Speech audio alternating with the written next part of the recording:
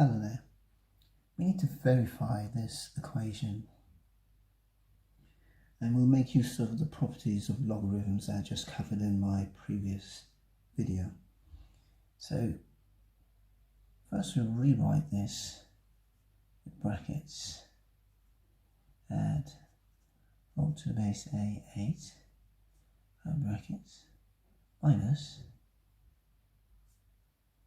log to the base a 2 add log to the base a 24.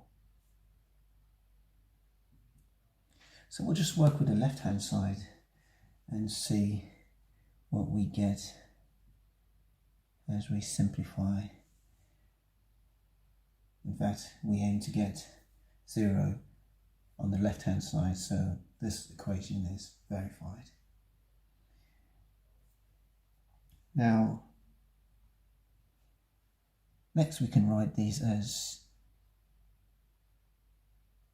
divisions, multiplications, and this is also a multiplication, and then write the whole thing as a division of one logarithm to another. Now this is based on, here is based on property bi, if you look at my previous video. So we can write here log to the base a 6 times 8.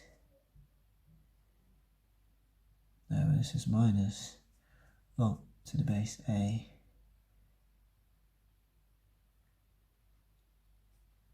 2 times 24. Now we have two logs, and this is used in part 2 of b2i, where we talk about when we have a difference, then it's a division of one log by the other. So we can write this now as log to the base a 6 times 8 over 2 times 24. Now this evaluates to log to the base a of 1. And based on property A, so on property A, this is equal to 0. So we've just verified that the left hand side is equal to the right hand side. Just to quickly recap, here we have the addition of two logs, which you can write as a product because of the same base, log to the base a.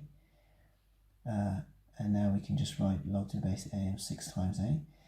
And in brackets here, we have also a product of two logs. So log a brackets 2 times 24. We can write this as a division because now we have a subtraction sign between this log and this log. So we can write it as a division of this log of the numerator divided by the denominator, which gives us log a 1.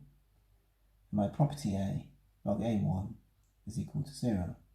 And this is indicating that if we raise a to the power of 0, our answer is 1. Anything raised to the power of 0 is 1. Thanks for watching. This is Alistair.